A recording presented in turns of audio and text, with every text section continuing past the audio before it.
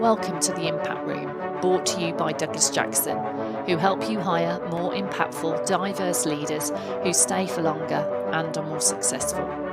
The Impact Room is a business, CX and leadership podcast where exceptional, diverse and impactful leadership and wisdom is shared.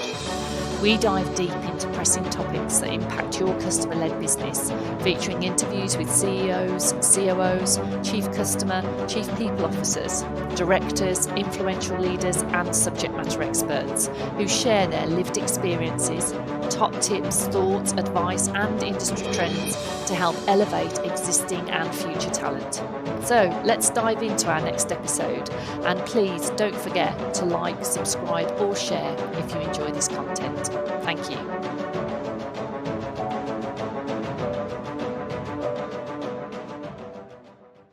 I'm Michelle Ansell, Managing Partner at Douglas Jackson, and today I'm delighted to introduce you to Clare White and hear a little bit more from her in the Impact Room.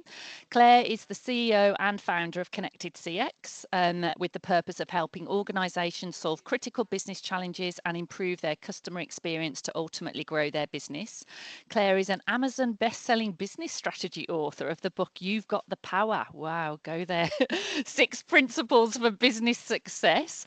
She's also a CX and people experience consultant with over 2 decades working in corporate businesses within shopper activation and customer loyalty. Clare has worked with some of our leading and much loved brands, including Sainsbury's and Morrisons, to deliver innovative Marcoms products, driving loyalty, elevating customer experience, and delivering significant return on investment through increased sales. Clare, lovely to see you again, and thank you for joining us today. Thanks for having me, Michelle. I'm looking forward to this conversation. Me also. So I know I've done an introduction, but do you want to introduce yourself and share a little bit about your sort of career journey then? Yes. So I guess it starts with a bit of a wiggly journey to get to where I am today. I think nothing's linear. I went to university, which is very privileged, very lucky to do that. And then after university, I went and worked in horse racing for 3 years. Wow, right. Very So interesting. a bit Were you left a field. jockey or were you working behind the scenes? What?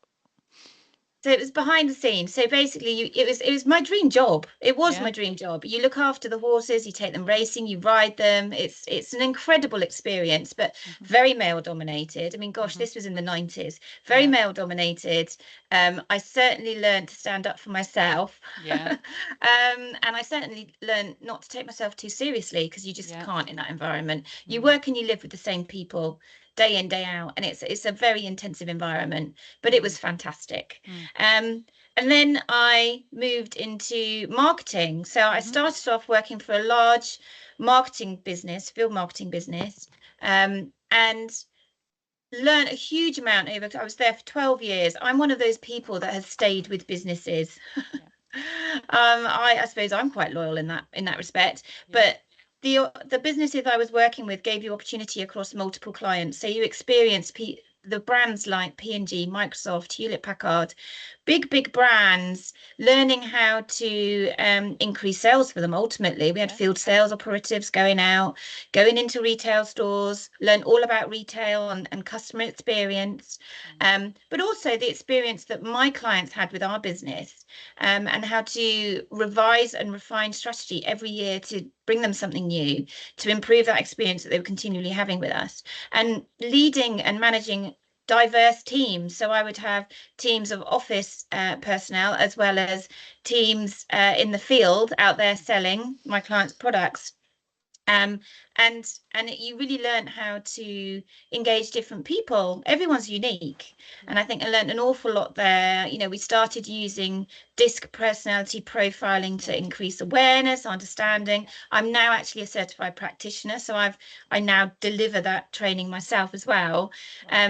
But I just think you learn so much about yourself and about other people through those types of approaches. So that's where I started using that, and then moved to working with Sainsbury's and Morrisons. So 2 huge loyalty schemes. Obviously, Nectar, massive, one of the biggest loyalty schemes in the UK.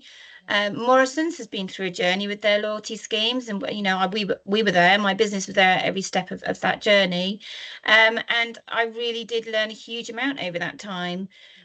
I've always wanted to be a consultant. I think it's always been there in my heart. I've always wanted to help businesses be better. And it came at the right time. I think I was made redundant. You know, my level of the business was stripped out, but it was a great opportunity for me to review what I wanted to do. I wrote a book out of nowhere. So I've always wanted to write a book. I took the opportunity to write that book.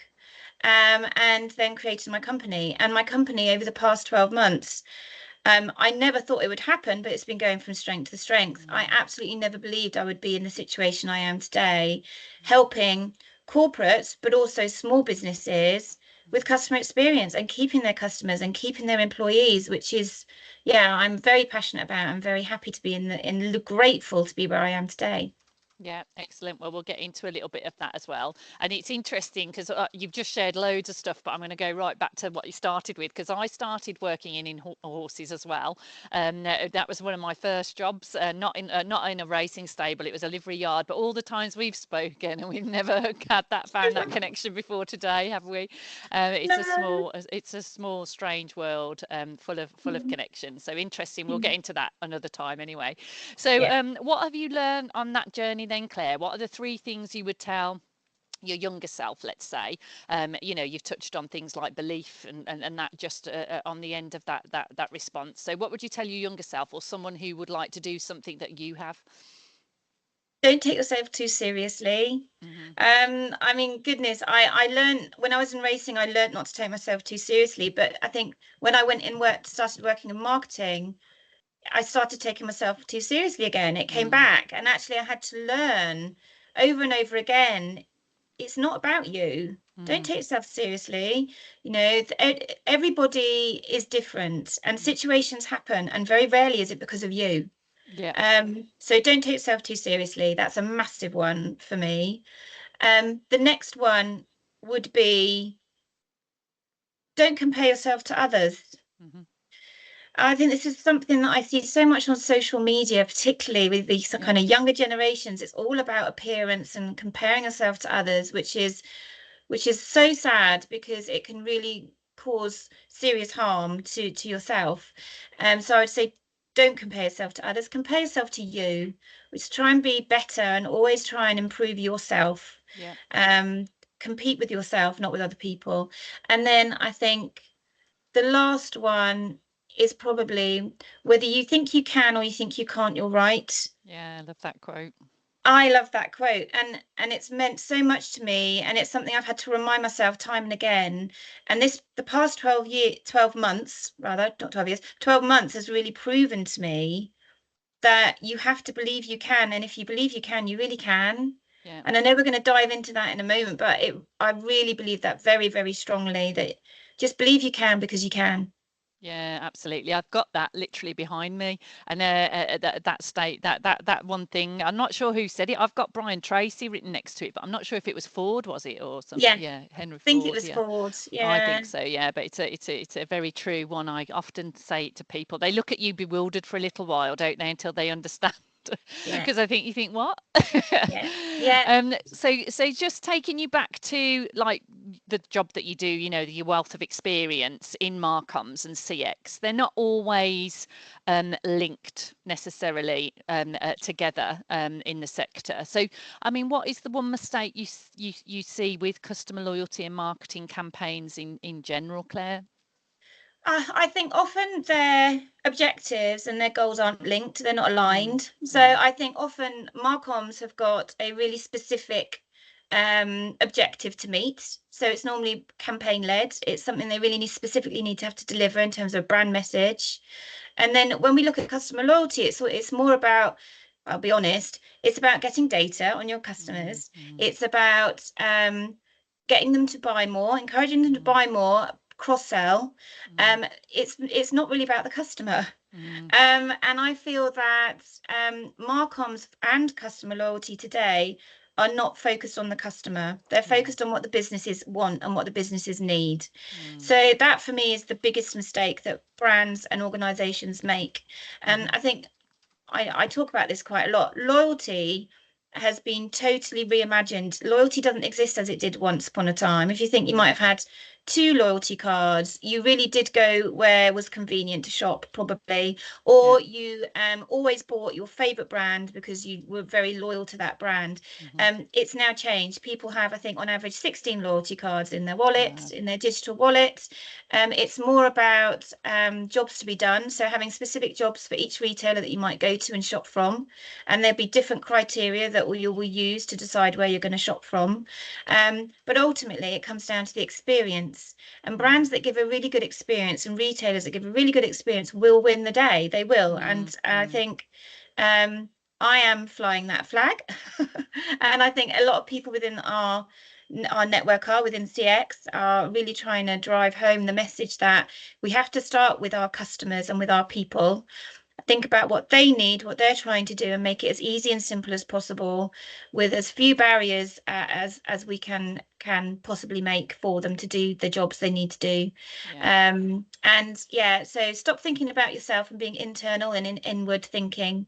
Mm. Start thinking about outward first.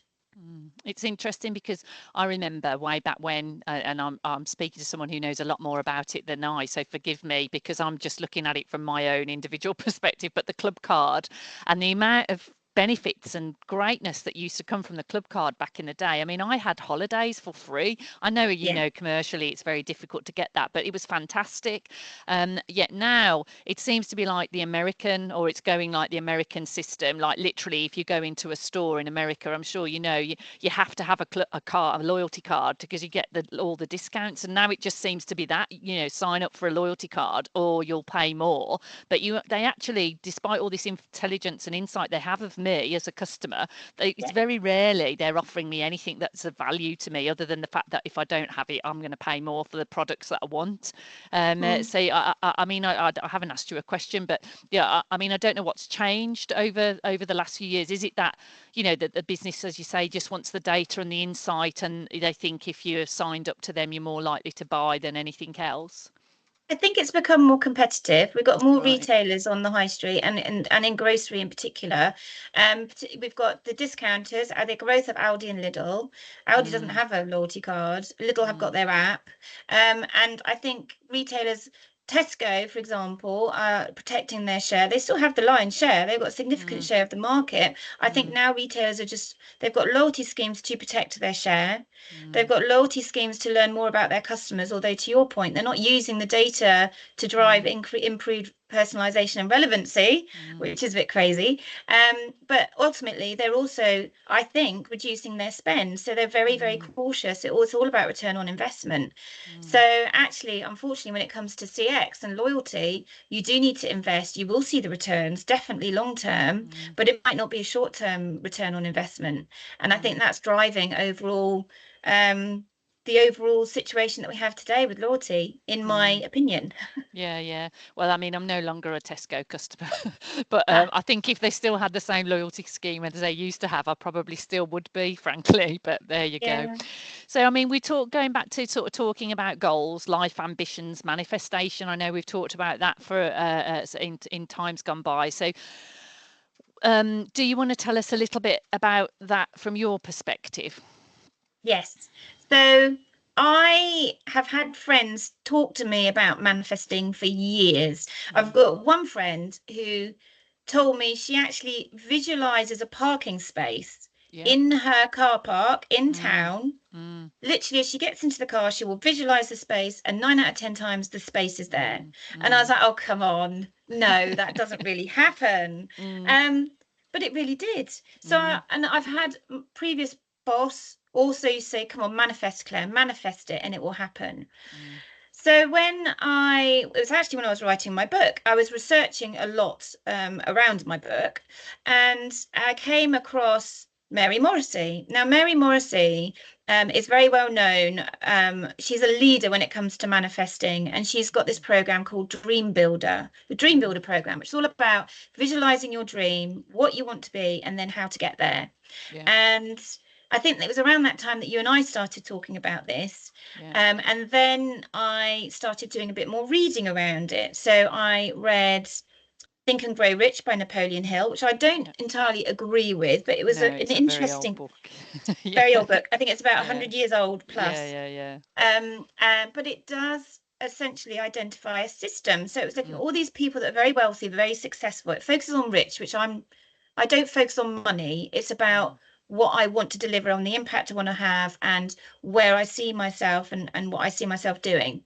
Yeah. He focuses on rich, but he looked at all the people that are successful and what they do. So what are their behaviors? And all these people, one of their behaviors was having time a day, every day, where they sat and they thought about what they wanted, and they laid out and mapped out a vision for themselves of where they wanted to be and what they wanted to get to. Yeah. So I started doing it.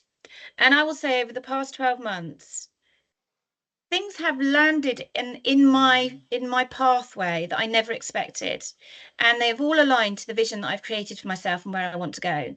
So I've taken these opportunities. I've said yes to a lot of things. Some things haven't worked out, in all honesty, but a lot has. And I wouldn't be in the place I am today if I hadn't set that vision up for myself and repeatedly kind of told the universe, this is what I'm deciding to do and this is where I want to go.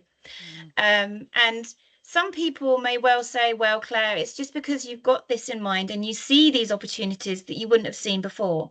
I like to think it's a bit of both. But yeah, I recommend, for all the skeptics out there, just have a, just dip your toe in, start thinking about manifesting, do what my friend does, and start thinking about this space in a car park when you get into the car, and see if it starts happening. But you do have to really hold it very clear, that vision in your head of what you want to achieve and where you want to go, for I think it to happen. Yeah, so great points, and I think that's the difficulty a lot of people have starting. People wish for things, don't they? And wishing and manifesting are very, very different, aren't they?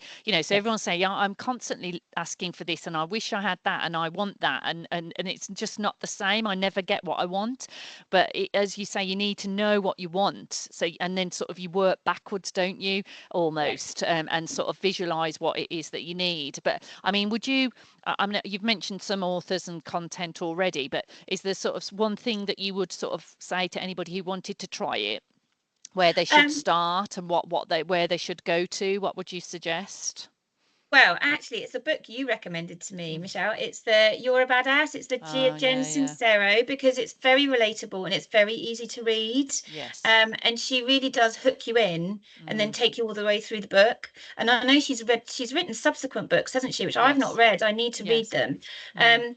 But I think that's really accessible. So I'd say Yeah. maybe start there. And I think, just to add as well to the whole manifesting, part of it was about being grateful for what you have as well. I think gratitude is a really big piece for me, because I actually have I do a gratitude practice every morning where I'm just grateful for the things that are happening at the moment, because I think it's really important to just identify and realize where you are today and why you are there today, to kind of be able to move forwards and just keep positive, be really Yeah. positive with everything. Yeah, absolutely. I mean, it's also important, and I think it's all, as you said, that quote that we talked about. What you believe. If you think you can or you think you can't. It's the same with the gratitude. We can look at things, can't we? And there's so much awfulness around the world that we get hooked into, and there's so many negative things being pushed straight at us. It's Yeah. just taking that perspective to look at the positive things and the things that have gone well and we are very grateful for, and it just changes your whole outlook on everything, doesn't it? Because as you say, you start looking for things, they come to you. I think, and if you're always looking for negative, then that's what you'll probably get. If you're looking for positive, then that's what you get. Yeah. Yeah. Yeah. Great points. Well, I mean, obviously, I will have all the links in this content for anybody that wants to get back to it, and obviously they can connect with yourself and myself on this subject anyway. But thank you. So, as a female leader and a sort of CX professional, what do you think holds back many of us, and especially some of our female peers and colleagues? Self-belief Mm, is a huge one for me. I mean, I apply this to myself. I know that the reason my career has been the way it has probably been of a lack of self-belief. mm, And I think sometimes it might have come across as overconfidence, very weirdly, but mm, actually it was a huge lack of self-belief. mm, So I think that is huge. I think there is still a definite challenge with leadership. and I'm not sure that it supports women as well as it should do and needs to, and supports and mentors and brings those women through the organization and really helps them with their confidence. Mm-hmm. And I think, yeah, I think women just need to believe in themselves and know that they can do. I also think women need to support women. Mm. And I've been really lucky to find quite a number of women-only networks, and the advice that I've had from women leaders has been phenomenal, and it's really, really helped me on my journey, particularly over the past 12 months, to maintain that self-belief, keep going, and realize that, you are as good as everyone else. This comes back to don't compare yourself to others, believe in yourself, and find those women that are going to support you and those leaders in the business that are going to support you, because they are there. You just Mm. need to find them. Yeah, I think that's very important. I also do value the and think that allyship as well. So I believe that the female networks are really great, and the same with CX. I mean, I can't remember who I was talking to a few weeks ago. It might have been the Engage conference, but I think having these safe places and these mentors and people that have lived experiences that you can relate to is really, really good. But I think the difficulty with the single only networking is that once you, like, if it's just CX or if it's just woman or whatever, I think you feel great energy and positivity in the room and everything, and then when you leave the room you just go back to the same again, don't you? Because nothing's Yeah. changed outside of it. So whilst I agree with you, I think a lot does need to come from internally, but equally we do need to try and get more allies and sort of more people on the same path, otherwise we won't change the world around us on our own as well, I think. I mean, Mm. what do you feel about that? Yeah, I think you're right. I think it's absolutely critical that leadership and boards are absolutely seen to encourage women, Mm, and to kind of embrace the areas women bring to a business, because they mm, do bring different areas than men do. mm, It's really true, and I think they need to embrace it and support it and make it mm, happen. And we need to see more female leaders on boards, because I think mm, it's still a ridiculously low percentage. yeah, absolutely. So is there anything else that you wanted to cover today? I know there was something else you wanted to sort of mention that we've not covered at the moment. Yeah, I think it does very much relate to what we were just saying, but it's about networking. Mm, Um, over the past 12 months, networking has been phenomenally important to me and my business. mm-hmm, And in fact, it's where all of my business has come from, referrals and networking. mm-hmm, Um, I would recommend anyone on a CX journey, or in fact, any journey, find the right networks for you. Now, I've got a good mix of women only and CX, so industry specific, as well as local networks and our London Chamber of Commerce even. So mm-hmm, think about the networks that you're going to really learn from. And it's not just about finding business in those networks, because you normally don't. It's normally yeah, referrals. yeah, It's about finding people and learning from them, because they've probably been in the situation you are. Learn mm-hmm, from them, find collaborators, find partnerships. And for particularly people that are working in their own business, it's a really good source of having a team mm. and peers that you can relate to and have really open discussions with. So I would suggest find your network. Yeah, it's again, it's a really important point and something we talk to loads.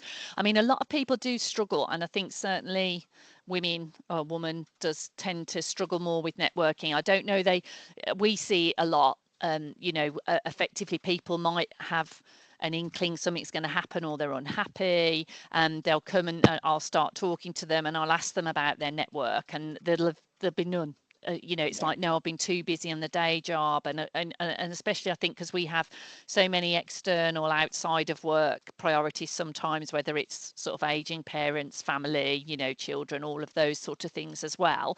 um but I mean, how do you sort of allocate the time? And also I think people find it quite difficult because they think they might go into a room and not know anybody, and they're very uncomfortable with that. So have you got any thoughts around how to do it or what to do or how to get started? It's not easy. I remember my first networking event, which actually was when I was in corporate. You go into a room and it's quite a sterile environment. Everybody's already in their conversations, and you really don't know what to do. But actually, it's be brave. You have to be brave. Just go and talk to people because everyone else in that room is in the same situation. You are not on your own. Everyone is there with a purpose of having conversations. And just, I think, remove that difficult in your mind. It's not difficult. It's a conversation. You're just going to have a chat with people. And, most 9 out of 10 times, I'm talking about my personal life and not necessarily my business life. Yeah. So just go and have a chat. It's about having a chat. And I've been very lucky. I find I now belong to quite a number of networks which have regular meetings. So then you get to know everybody. And it's really nice because then it's a bit like your own personal little network where you've got friends there. So I think it is scary to start with, but try to see it just as a chat and then find those rooms where you want to keep going back and making really good, solid foundations and connections. And do it in the morning. I think a lot of my networking is between 7 and 9. It's before office hours. Okay. Yeah. So find out of office hours networks, which a lot of them are. Yeah. Great. Some great points there. And I think, just practicing that first question or that first opener, just that ability to go up to somebody and say hello, like you, I mean, I end up at a lot of events on my own and, I don't always know people. I mean, I'm quite well networked now, but I still can go to an event and not know anybody in front of me. But I just sort of try and look for somebody who might be on their own. And if that not, I'd go for people who are maybe just 2 people or 3 people. And I'll just go up and say, hi, do you mind if I stand with you? Do you mind if we get a coffee? Why are you here today? What are you hoping to get from today? It just starts it off, doesn't it? But I think also what I would add is don't worry if the person's not interested in you, because I think that sometimes you can talk to someone and like maybe let's say you and I, for example, you talk to someone and you just find this connection, don't you? And things that you sort of have got in common, but then other times there's just nothing there. But that's fine, because not everyone's meant for you. But don't take that personally. It isn't a personal thing. It's just that you two perhaps aren't meant to be on a journey, and so go and speak to somebody else, I think, as well. That's really good advice. Yeah, it is. I've found that it is all about energy, and I find it when I'm in a room full of people, you are drawn to different people. Yes. So I think you will find that happens too, because it's your energy attracts the same kind of energy. So yeah, it's all going a bit physics, but it's very true. It does happen. But Yeah. yeah, Well, mm, I'll look at getting maybe somebody in like Brian Cox or something that can talk more to that side. It's certainly yeah, not mine. Is it yours? And can you? No, no. nor me. I don't know the science about it, so I'll stay with the universe. But great. So is there anything else that you wanted to sort of finish on, Claire? No, I think we've covered a lot of ground, and I think Mm, just remember, believe in yourself. mm, If you think you can or you think you can't, you're right. And if you just mm, remember that day in, day out, and mm, I think it will always see you well. fantastic. Well, thank you so much. It's been lovely to spend some more time with you and for sharing what you have. Thank you very much. Thanks for having me, Michelle.